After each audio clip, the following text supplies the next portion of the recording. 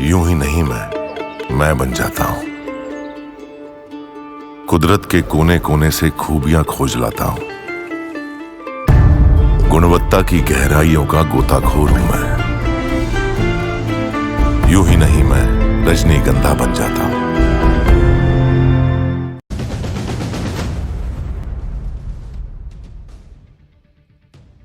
महाराष्ट्र और झारखंड के विधानसभा चुनाव का आज ऐलान हो गया। इन दोनों राज्यों का चुनाव भी बहुत अहम है, क्योंकि अगर इन दोनों राज्यों में हरियाणा जैसी जीत बीजेपी ने हासिल कर ली तो फिर इंडी गठबंधन के लिए इस हार से उभरने में बहुत समय लगेगा उसे, क्योंकि इंडी गठबंधन तो पहले से ही हरियाणा की हार से पस्त है। इंडी गठबंधन अब तक शौक में कि हरियाणा में बीजेपी ने बाजी पलटी तो पलटी कैसे।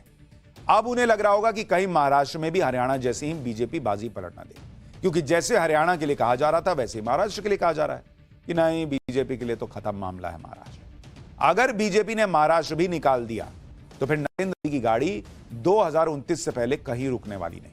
इसलिए आज जिन चुनाव की डेट आई है वो बहुत महत्वपूर्ण चुनाव है। चुनाव आयोग ने वोटिंग की जो तारीख बताई है उसमें महाराष्ट्र में 20 नवंबर को सिंगल फेज में वोटिंग होगी, एक चरण में। झारखंड में 13 और 20 नवंबर को 2 फेज में वोटिंग होगी। 48 विधानसभा और 2 लोकसभा सीटों पर उपचुनाव होंगे जो 2 फेज में होंगे। 47 विधानसभा और वायनाड लोकसभा सीट पर 13 नवंबर को वोटिंग होगी। केदारनाथ विधानसभा सीट और नांदेड़ लोकसभा सीट पर 20 नवंबर को वोटिंग होगी। कुल मिलाकर देश के 15 राज्यों की 417 विधानसभा सीटों पर वोटिंग होगी। सभी चुनावों के नतीजे 23 नवंबर को आएंगे। चुनाव की तारीखों के ऐलान के बाद यूपी उपचुनावों में बड़ा ट्विस्ट आ गया है, उसके बारे में आपको आगे बताऊं। लेकिन सबसे पहले महाराष्ट्र की बात करते हैं, क्योंकि महाराष्ट्र के विधानसभा चुनाव बहुत दिलचस्प होने वाले हैं, जिसका इंतजार बेसब्री से हो रहा है। महाराष्ट्र में ऐसा खेल हुआ जिसके बाद 2 पार्टियां टूट गई, एक सरकार गिर गई, उसकी जगह नई सरकार बनी। पिछले 5 साल में महाराष्ट्र की राजनीति में भयंकर तोड़फोड़ हुई है, उथल पुथल हुई है। और अब चुनाव की तारीखों के ऐलान के साथ ही सभी के पास अपना अपना हिसाब पूरा करने का समय है। हालांकि इमोशन अपनी जगह है, इलेक्शन अपनी जगह, माहौल और मैनेजमेंट में अंतर होता है, और यह अंतर हरियाणा में दिख चुका है। महाराष्ट्र में क्या पॉलिटिकल हलचल है वो भी आपको बताऊंगा। पहले चुनाव से जुड़ी महत्वपूर्ण तारीखों के बारे में बता देता हूं। महाराष्ट्र में 22 से 29 नवंबर तक नामांकन दाखिल कर सकेंगे प्रत्याशी। 30 अक्टूबर तक नामांकन पत्रों की जांच होगी। चुनाव से नाम वापस लेने की आखिरी तारीख 4 नवंबर की रखी गई है। महाराष्ट्र चुनाव में किस पार्टी का क्या दांव पर लगा है वो भी आपको जानना चाहिए। लेकिन पहले 2019 में हुए विधानसभा चुनाव के नतीजे देख लीजिए।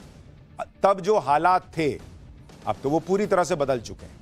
2019 में बीजेपी को 105 सीट मिली थी और बीजेपी सिंगल लार्जेस्ट पार्टी थी। शिवसेना, जो तब एक शिवसेना थी, उसने 56 सीटें जीती थी। एनसीपी, जो तब एक एनसीपी थी, टूटी नहीं थी, उसको 54 सीटें मिली थी। और कांग्रेस के खाते में 44 सीटें आई। 2019 में बीजेपी और शिवसेना का गठबंधन था और दोनों ही दलों ने मिलकर 161 सीटें जीतकर बहुमत हासिल किया था। लेकिन बहुमत मिलने के बाद सरकार नहीं बन पाई और 2019 के बाद 5 साल में महाराष्ट्र की राजनीति में बड़ा उलटफेर हुआ। मुख्यमंत्री पद को लेकर उद्धव ठाकरे और बीजेपी में ठन गई। उद्धव ठाकरे चाहते थे कि 2.5 साल दोनों पार्टियों का सीएम हो, जबकि बीजेपी का कहना था कि ऐसी कोई बात ही नहीं हुई थी। इसी बात पर गठबंधन टूट गया। सरकार बनती न देख तत्कालीन राज्यपाल भगत सिंह कोश्यारी ने राष्ट्रपति शासन लगा दिया। लेकिन इसके बाद एक नया ड्रामा देखने को मिला। 23 नवंबर 2019 को देवेंद्र फडणवीस ने अजीत पवार के समर्थन से सीएम पद की शपथ ले ली। अजीत पवार उप मुख्यमंत्री बनाए गए, लेकिन बीजेपी बहुमत साबित नहीं कर पाई और 3 दिन के अंदर देवेंद्र फडणवीस को इस्तीफा देना पड़ा। इधर उद्धव ठाकरे अलग ही रणनीति बना रहे थे। उद्धव ठाकरे ने कांग्रेस और एनसीपी के साथ मिलकर महाविकास अघाड़ी सरकार बना ली और 28 नवंबर 2019 को उद्धव ने सीएम पद की शपथ ली, लेकिन वो 18 महीने ही मुख्यमंत्री रह पाए। शिवसेना नेता एकनाथ शिंदे ने उद्धव के खिलाफ बगावत कर दी और 40 विधायकों के साथ मिलकर शिवसेना ही तोड़ दी।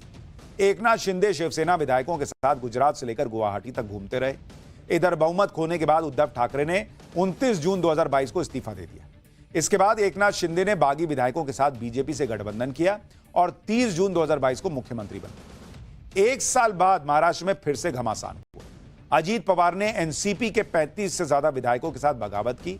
अजीत पवार ने बीजेपी और एकनाथ शिंदे गठबंधन से हाथ मिला लिया। अजीत पवार उप मुख्यमंत्री बनाए गए। यानी शिवसेना और एनसीपी दोनों ही पार्टियां टूट गई। पार्टी के नाम और चुनाव निशान को लेकर भी कोर्ट से लेकर चुनाव आयोग तक लंबी लड़ाई चली। अंत में एकनाथ शिंदे को शिवसेना का नाम और सिंबल मिल गया। उद्धव गुट की शिवसेना का नाम शिवसेना यूबीटी रखा गया। इसी तरह से एनसीपी